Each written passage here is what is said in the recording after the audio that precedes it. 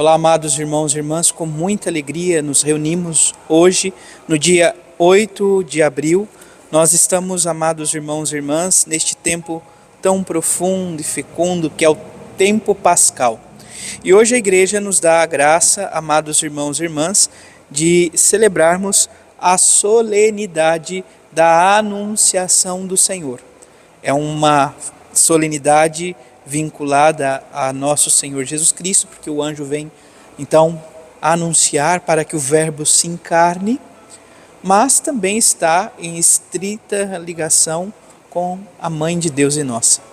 Por isso é de grande valia hoje também, sobretudo, vivenciarmos a recitação do Ângelo, nos horários que competem essa oração, especialmente ao meio-dia e às 18 horas. Que o Senhor nos ajude a termos essa recordação e a vivenciar a meditação do Ângelus. Sobretudo, é claro, o tempo pascal é marcado por uma outra antífona, que é a Rainha do Céu, mas a oração do Ângelus sempre é muito bem-vinda. Vamos então acolher o Evangelho que o Senhor nos concede neste dia, em nome do Pai, do Filho e do Espírito Santo. Amém. O Evangelho se encontra em São Lucas, capítulo 1, versículos de 26 a 38. O Senhor esteja convosco, Ele está no meio de nós. Proclamação do Evangelho de Jesus Cristo segundo Lucas. Glória a vós, Senhor. Naquele tempo, o anjo Gabriel foi enviado por Deus a uma cidade da Galileia chamada Nazaré, a uma virgem prometida em casamento a um homem chamado José. Ele era descendente de Davi, e o nome da virgem era Maria. O anjo entrou onde ela estava e disse: Alegra-te, cheia de graça, o Senhor está contigo. Maria ficou perturbada com essas palavras e começou a pensar qual seria o significado da saudação. O anjo então disse-lhe: Não tenhas medo, Maria, porque encontraste graça diante de Deus. Eis que conceberás e darás à luz um filho, a quem porás o nome de Jesus. Ele será grande, será chamado Filho do Altíssimo, e o Senhor Deus lhe dará o trono de seu pai Davi. Ele reinará para sempre sobre os descendentes de Jacó, e o seu reino não terá fim. Maria perguntou ao anjo: Como acontecerá isso, se eu não conheço homem algum? O anjo respondeu: O Espírito virá sobre ti, e o poder do Altíssimo te cobrirá com sua sombra. Por isso, o menino que vai nascer será chamado Santo, Filho de Deus. Também Isabel, tua parenta, concebeu um filho na velhice. Este já é o 6º mês daquela que era considerada estéril, porque para Deus nada é impossível. Maria então disse: Eis aqui a serva do Senhor, faça-se em mim segundo a tua palavra. E o anjo retirou-se. Palavra da salvação. Glória a vós, Senhor. A oração coleta diz assim: Ó Deus, quisestes que o vosso verbo assumisse a natureza humana no seio da Virgem Maria.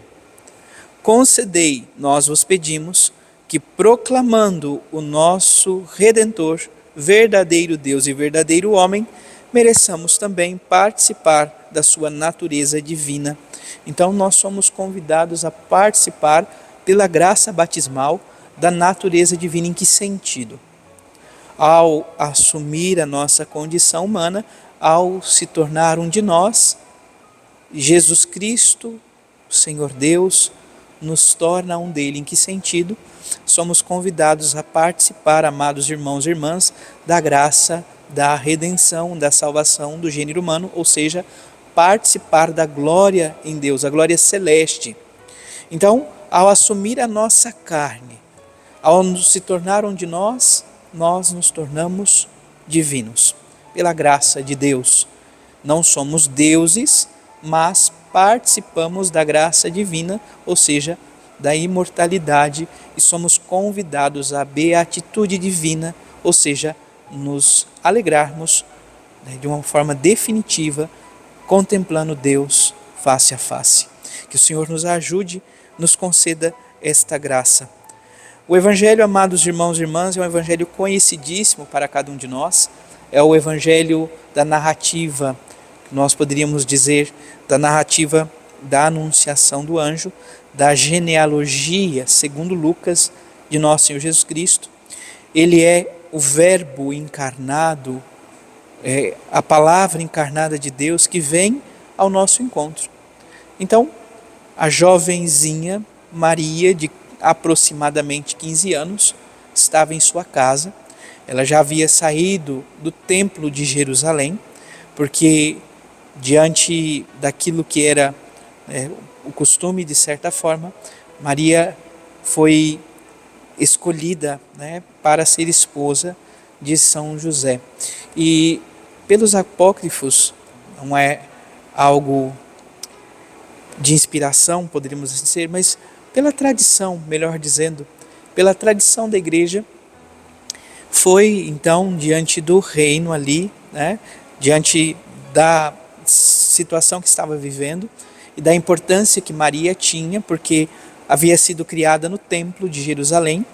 Quando então Santana leva, nós temos a apresentação de Maria no templo, ela passa a residir no templo porque se tinha essa expectativa de que Maria não era qualquer criatura, mas que tinha-se um futuro, um projeto de Deus muito grande para com ela. E quando então ela vai atingir a maioridade, procuram um pretendente digno a ela. Então convida vários homens justos daquele contexto e entrega para eles um bastão.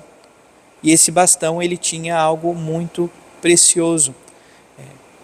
Aquele que fosse mais justo faria com que ele florescesse. Por isso que muitas vezes nós vemos a imagem de São José com o bastão e na haste do bastão a flor de lírio florescendo, sinal da castidade, sinal deste privilégio da escolha de Deus para este homem de guardar, de ser o guardião, o protetor da Virgem Maria.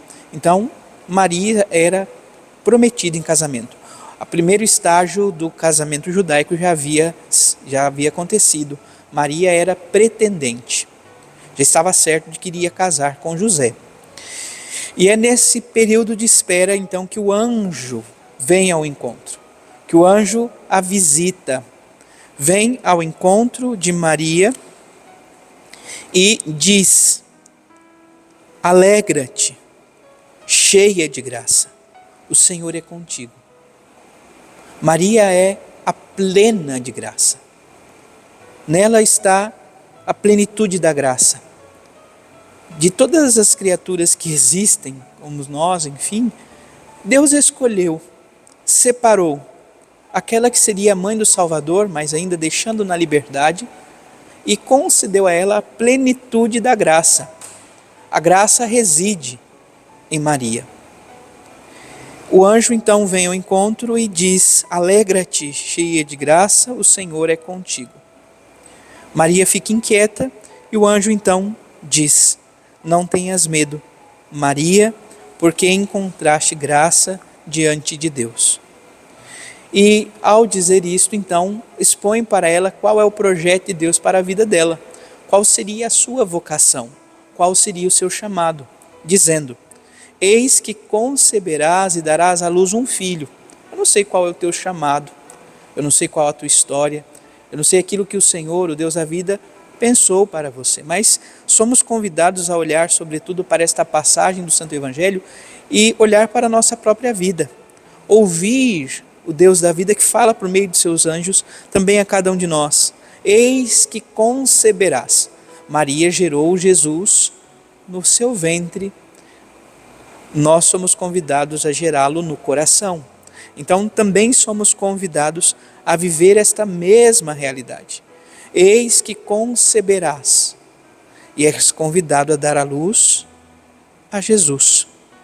Jesus precisa, então, nascer, ser gerado em nossa vida. O anjo fala, então, de toda a realidade profética, de que o filho que ela esperará é o filho prometido, o filho da aliança, o Messias, o ungido, que vem para libertar Israel. Maria então se pergunta: como isso acontecerá? Eu não conheço homem algum. Então, lembra que o padre disse que Maria estava vivendo então a primeira fase da realidade do matrimônio judaico? Eles estavam prometidos, mas Maria ainda não havia então estado com São José. E, de fato, depois que recebe a graça do anúncio, tanto ela como José abraçam esta castidade virginal, ou a virgindade, sobretudo, para a vida toda. E São José se torna o guardião da virgindade perpétua de Nossa Senhora, da Virgem Maria. Então, amados irmãos e irmãs, ela se pergunta: como isso vai acontecer se eu não coabito com homem algum? Ela era prometida, mas não coabitava com José. Não havia, então, coabitado.